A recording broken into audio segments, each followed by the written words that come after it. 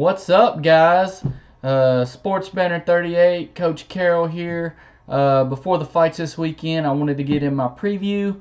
And for UFC 227, we got TJ Dillashaw defending his belt against Garbrandt for the 135-pound title. Anyway, without further ado, we're going to go ahead and jump in. First fight, we got Thiago Santos versus Kevin the Trailblazer Holland.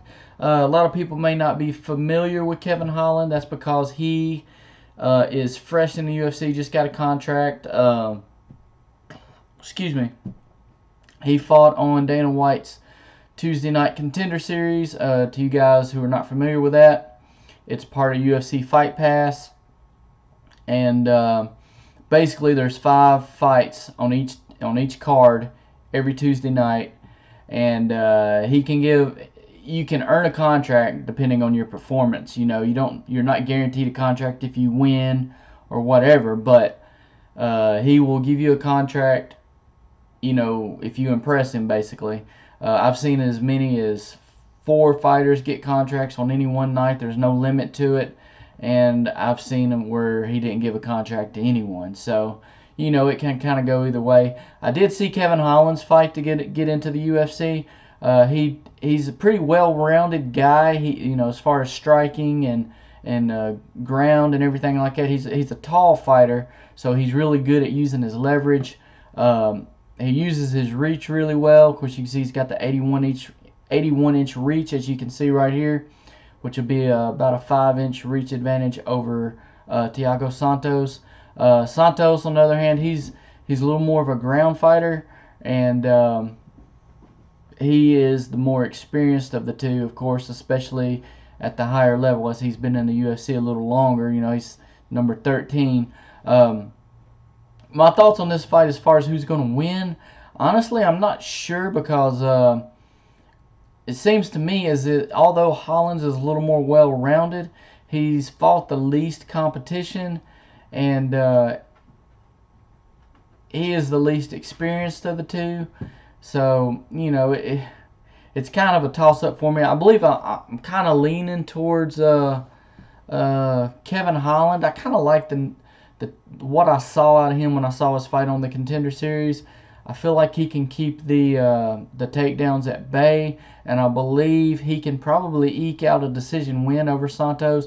I know that's a long shot because you know, we got this guy ranked number 13 in the middleweight division, and we got this newcomer just coming up off the Contender Series who absolutely does not have the same experience, the same level of competition or anything. So really, it's a shot in the dark. You know, like I said, I've seen both of these guys fight, but of course Santos has fought the better competition. Like I said, I'm slightly leaning towards Holland just because I think he's an up-and-coming star. But you know that's kind of, like I said, it's a shot in the dark.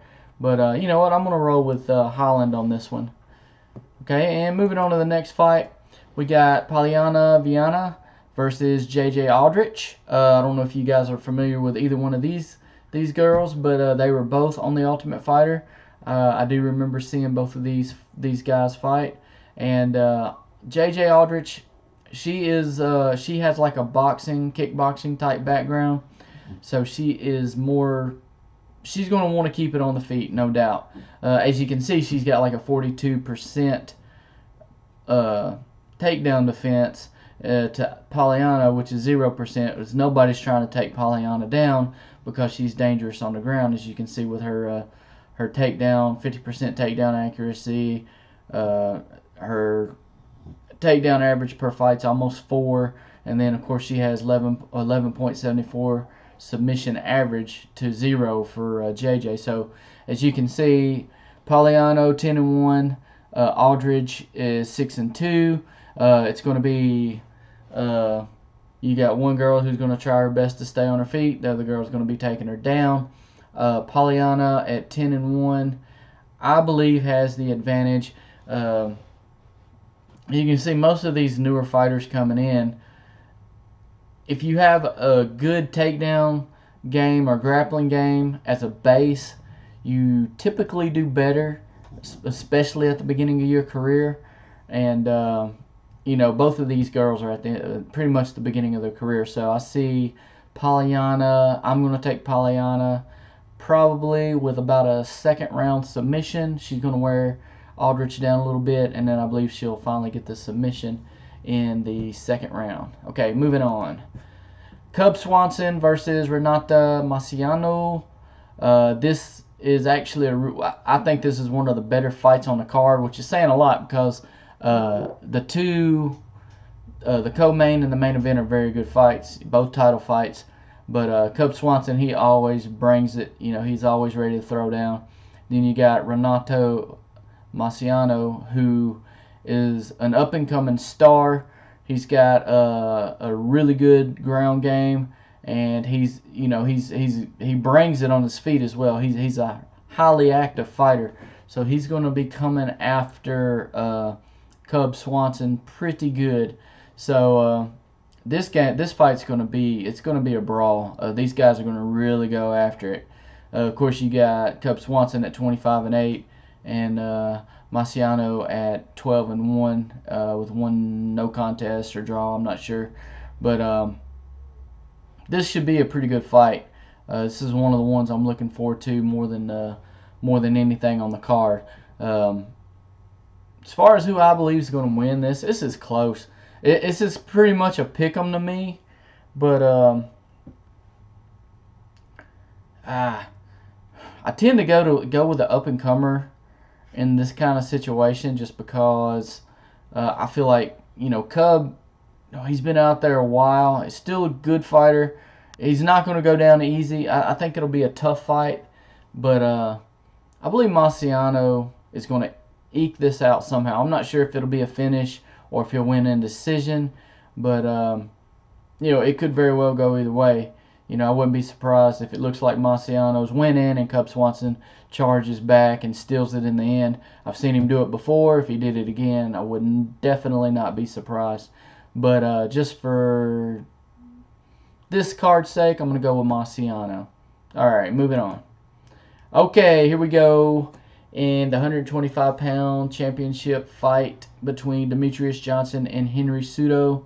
These guys already fought before. Demetrius Johnson got a submission late in the fight, I believe it was. And it was after, don't get me wrong, Cejudo is a very good submission fighter. But late in the fight, I believe he was wore down, or he got stunned, I believe it was. And Johnson, you know what, I take that back. Johnson actually knocked him out. I was thinking of a different fight. Johnson knocked Cejudo out.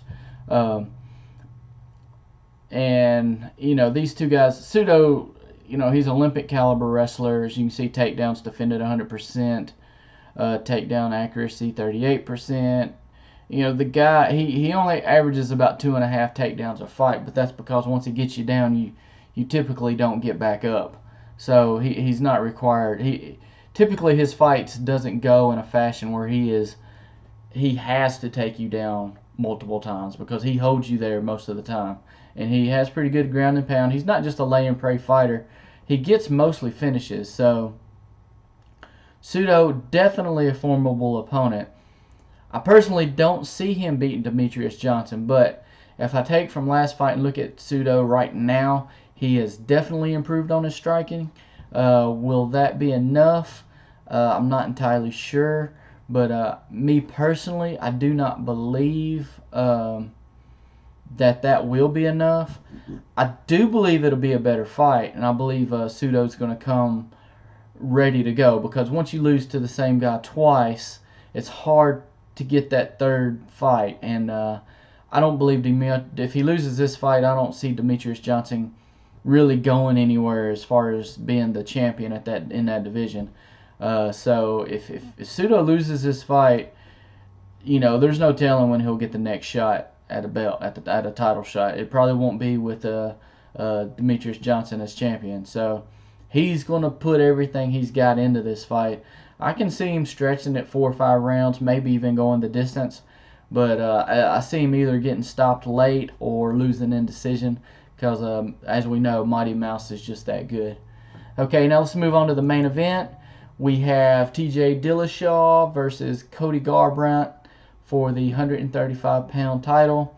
You guys saw the last fight. It's, of course, Cody's only loss, where he relinquished the title to TJ.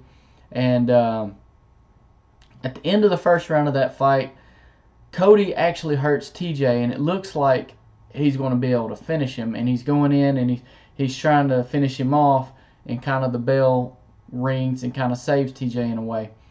Second round, TJ catches Cody, a little earlier in the round, and I mean, he catches him really good, and he's able to go in and pretty much finish off the fight, clean stoppage, no controversy whatsoever.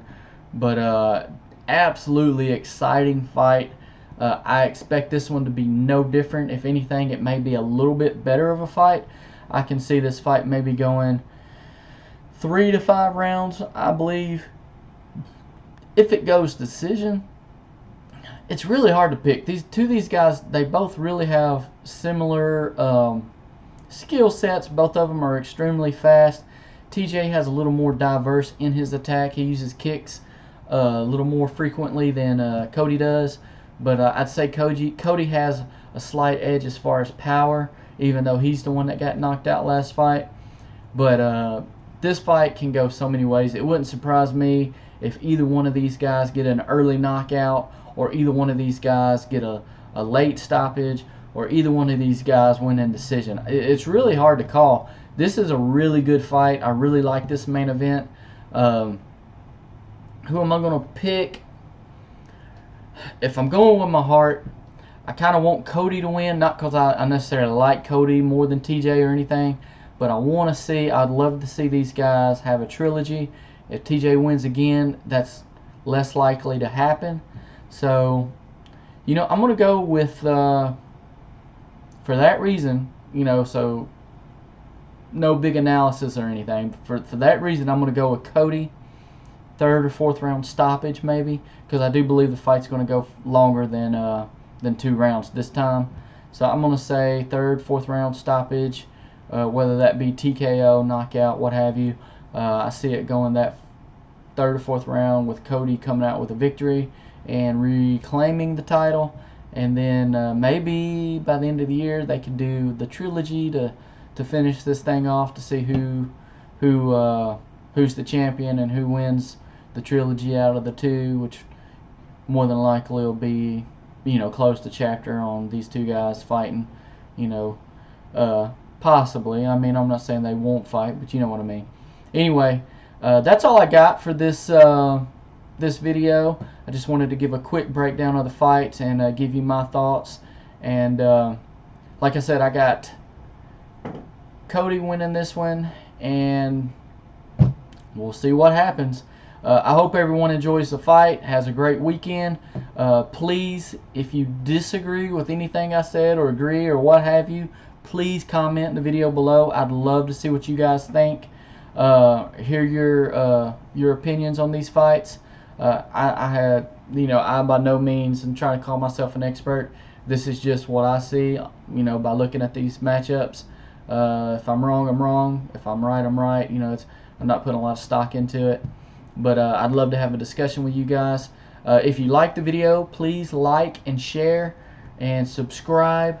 And you'll also see like a bell down at the bottom. If you click that bell, anytime I send out a video or if I go live, it will notify you.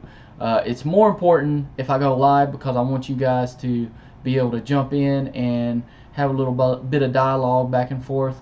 So please, if this is on Facebook, please go to YouTube and watch the video and subscribe and like there. And then, like I said, click the bell and share this on Facebook as well, social media.